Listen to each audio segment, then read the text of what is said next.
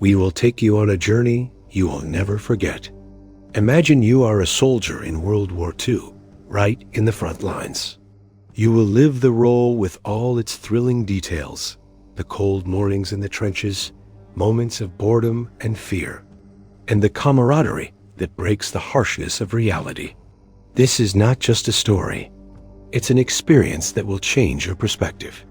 Don't forget to subscribe to encourage us to create more content, and tell us in the comments which country you're watching from. *A. Cold morning in the trenches. Where time freezes *, you wake up to the intermittent sound of gunfire composing the morning's melancholy symphony. There's no comfortable bed or warm blanket here. Your bed is the cold ground at the bottom of a deep trench, covered with some wet canvas from the night's dew. You slowly open your eyes, and the first thing you see is the earthen ceiling of the trench with a little dawn light seeping through from above. *. The smell of wet soil and old gunpowder fills your nostrils. Your limbs are frozen from the intense cold, despite being wrapped in your heavy wool coat that has seen more days than you have.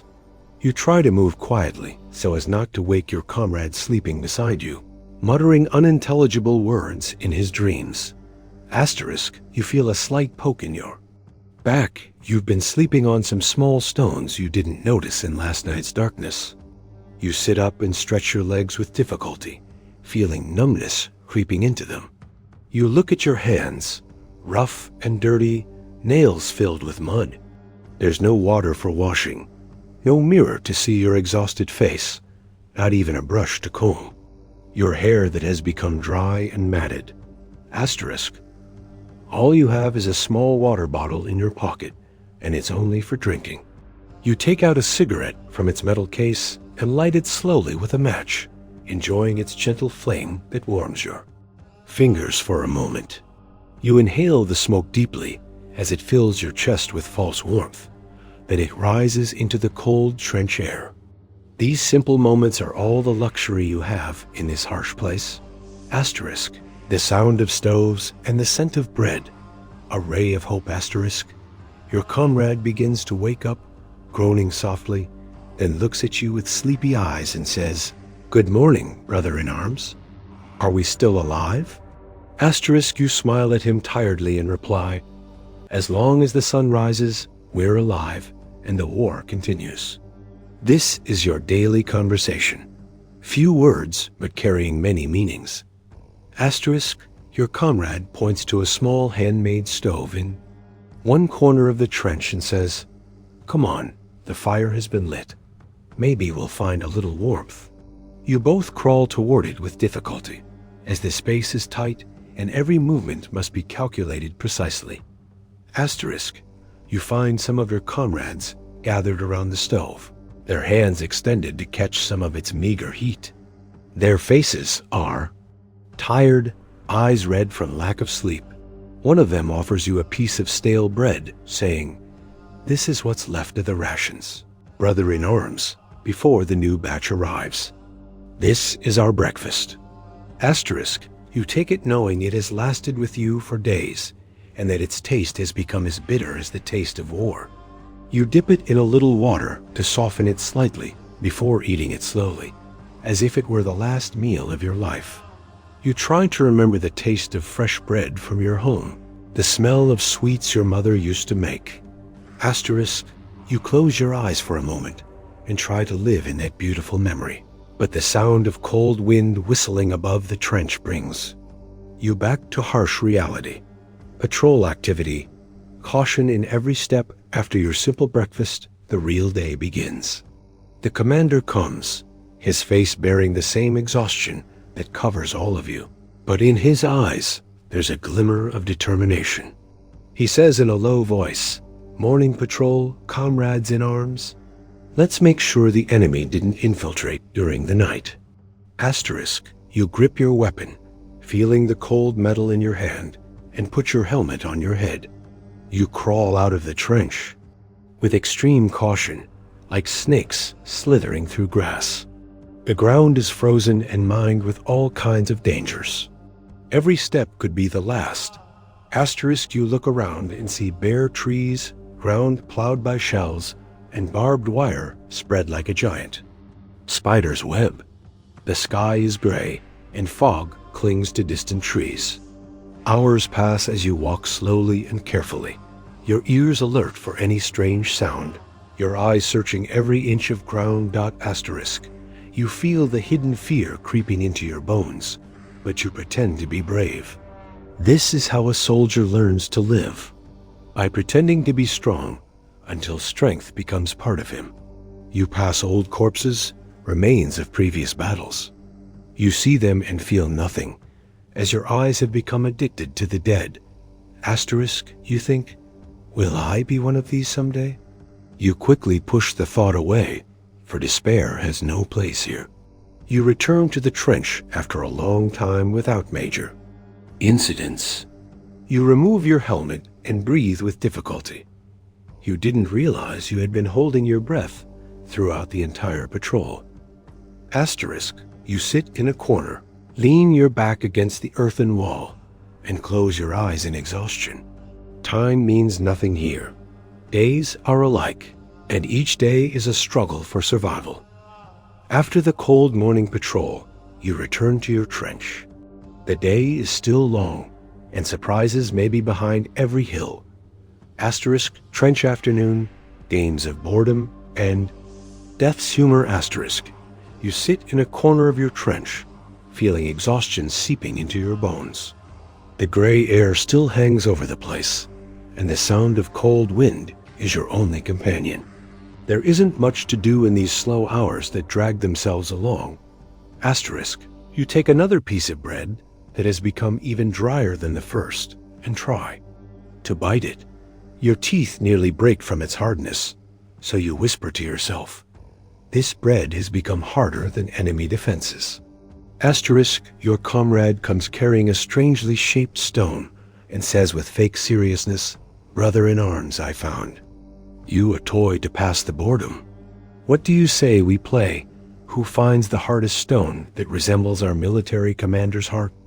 Asterisk, you laugh quietly, though laughter there is almost a crime under constant surveillance. You reply, our commander's heart is softer than this stone. I saw him crying silently over one of the dead yesterday, but he wears a mask of harshness. For our sake. Asterisk, you see another comrade pull out a worn photograph from his pocket. It's a picture of his wife and children. He looks at it with longing, then says in a voice squeezed by pain, do you know what I'll do with my first paycheck after the war? I'll buy a big bird to fly over our heads here and tell us when this damned war will end. Asterisk, another comrade answers, him bitterly, don't tire yourself. The bird won't find any sign to tell it when we'll finish with this hell. These are dark jokes, but they're the only way to lighten the burden of reality. Mealtime, unforgettable appointments at noon comes. The sacred mealtime, the time when you gather to eat your daily meager meal. Large pots arrive filled with the simplest available food, pale-colored soup, perhaps with some dried vegetables, and more pieces of stale bread. The smell isn't appetizing, but hunger makes it more delicious than any feast.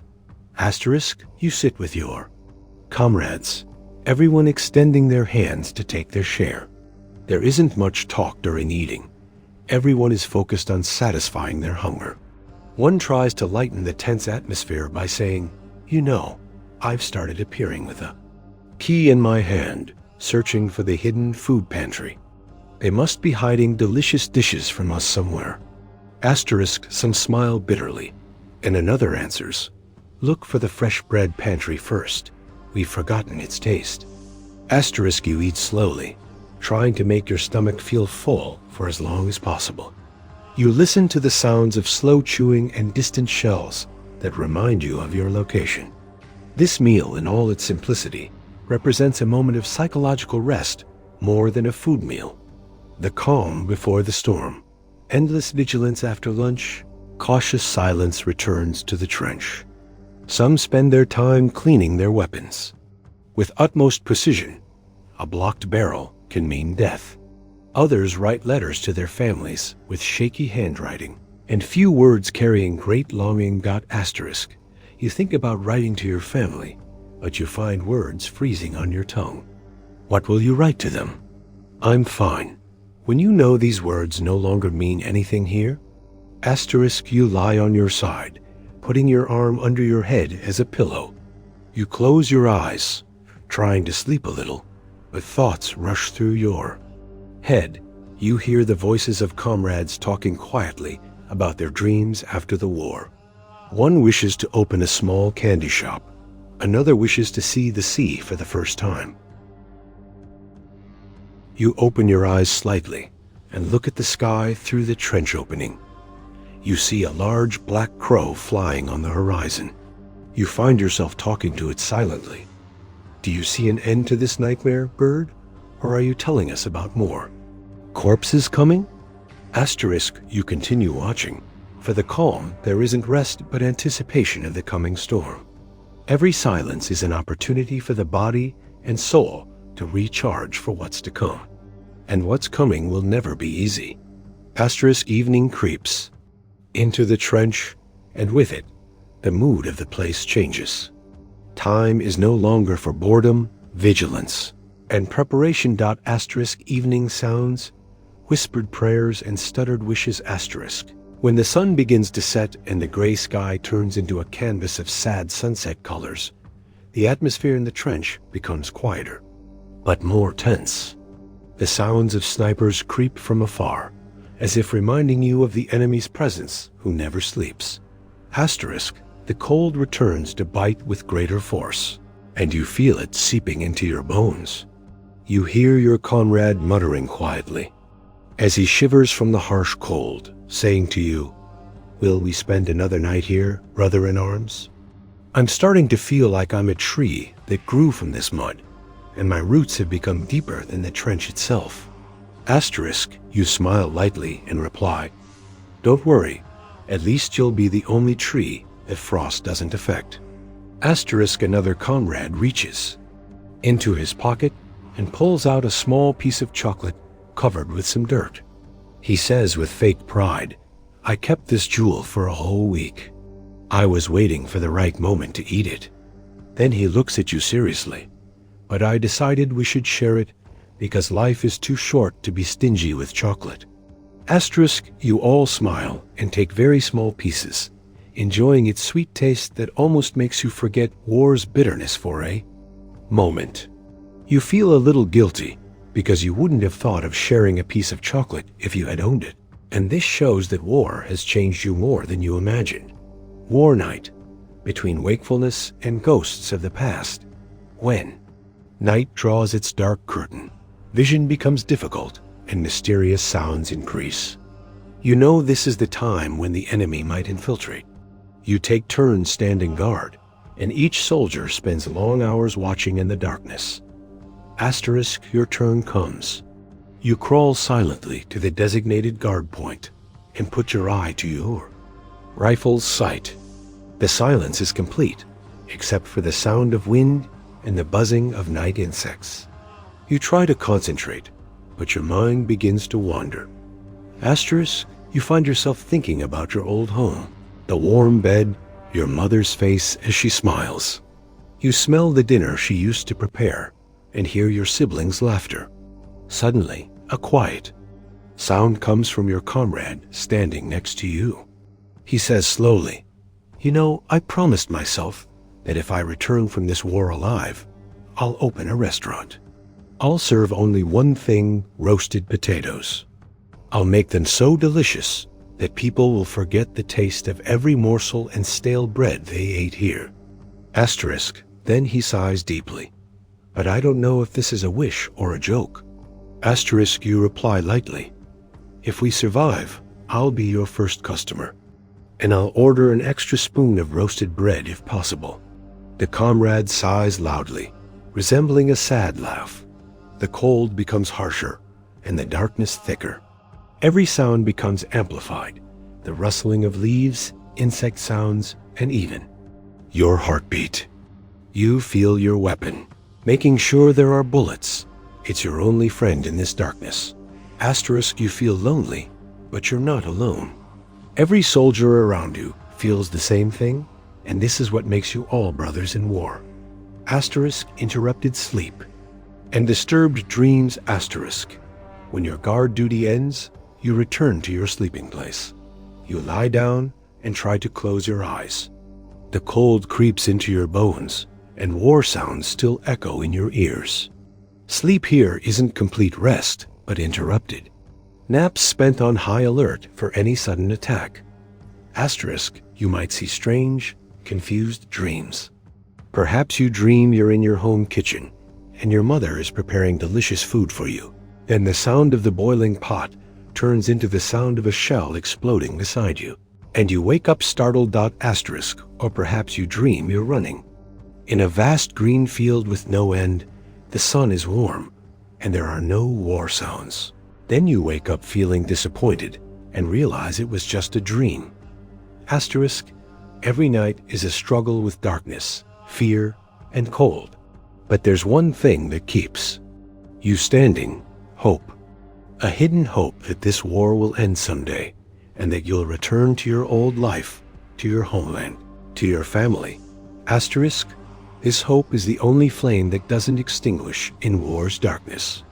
You close your eyes again and try to surrender to sleep. Perhaps in dreams, you'll find a little of the real peace you're waiting for. This is how time passes. Night followed by day, and each morning is another miracle of survival. But every war has an end, and every story has a final chapter. The final attack, where breath stops. You wake up to a sound unlike any other, the sound of a sharp whistle cutting through dawn's quiet, followed by commander's shouts. Attack! Attack! Your heart jumps in your chest, and the adrenaline of fear rushes through your veins. This is the moment you prepared for, and feared at the same time. You jump to your feet, grab your rifle, and tighten your helmet on your head. Chaos fills the trench. Comrades are scrambling, voices mix, and the strong smell of gunpowder fills the place.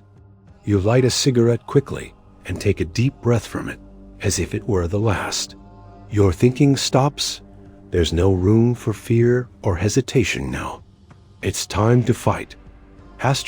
You climb the trench ladder and rush into no man's land, the open space between your lines and enemy lines. The sound of cannons deafens ears, and bullets pass over your head like iron rain. You crawl, run, duck as you dodge shells exploding around you, turning the ground into a lake of rising dust and debris. You see a comrade fall beside you. You don't have time to think about him. The goal is to move forward. You find yourself face to face with the enemy. No time to think. Just aim and shoot. The sound of your rifle echoes, and you smell burnt gunpowder in your mouth. Amidst this chaos, you find a strange moment of silence where you see the enemy soldier's face. Not an enemy, but a human like you, afraid and exhausted. But these moments disappear quickly in the attack's rush. Strange silence, when war stops suddenly and unbelievably. Sounds begin to fade. Ceasefire calls stop. The sound of cannons disappears. There's a strange silence that dominates the place. Silence you haven't known for a long time. You look around and see the remaining soldiers looking at each other in amazement, as if they don't believe what's happening. The voice of one of the commanders comes, calm but filling the earth. Ceasefire. The war is over.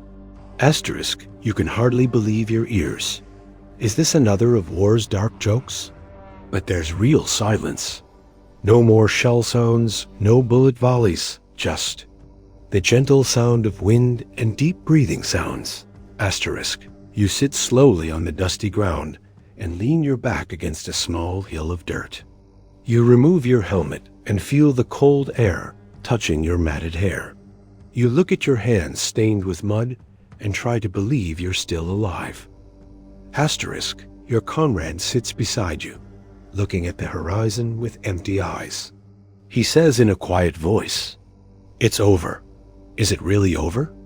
Asterisk, you answer with a trembling voice. I don't know, but there's no more sound of fire.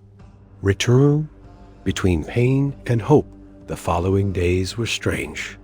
The war had ended, but its effects remained. Everyone seemed lost, not knowing what they would do after war had become their entire life for years. Asterisk, you see soldiers from the other side coming out of their trenches, exhausted just like you. No more enmity now, just shared exhaustion and a desire to return home. Asterisk, the journey home begins, a long journey on foot, then in old trucks, and finally on a train. In every city you pass through, you find joy overwhelming people. Children run in the streets, and women wave from windows. You see life slowly returning to what it was. Asterisk, there are victory arches built hastily, and on people's faces, you see smiles you no longer remember. But you feel strange. You're no longer that young man who left his home. War has changed you. Your eyes now see things differently, and the sound of quiet now disturbs you more than the noise of cannons. You lose the ability to sleep peacefully. Asterisk, you arrive at your small village, the same house, the same tree in the garden. When you knock on the door, your mother opens it and looks at you with eyes full of tears and joy. She hugs you tightly and smells the scent of dirt and gunpowder, still clinging to your clothes. Asterisk, no words are spoken. The embrace and tears are more eloquent than any words. Wars end, beginning of new life days pass, and you try to adapt to new life. The voices in your head fade slowly. You return to the work you did before the war, or start new work. You find yourself looking at simple things with greater appreciation. A piece of fresh bread, a cup of cold water, a quiet night without gunshot sounds. Asterisk, time teaches you that surviving war is not just about staying alive, but about learning to live again after seeing death so closely. Every day of peace becomes a gift you don't take for granted. Asterisk, the war may have ended, but its lessons remain with you forever. Lessons about the value of life, the importance of peace, and the strength of human spirit in the face of unimaginable hardship.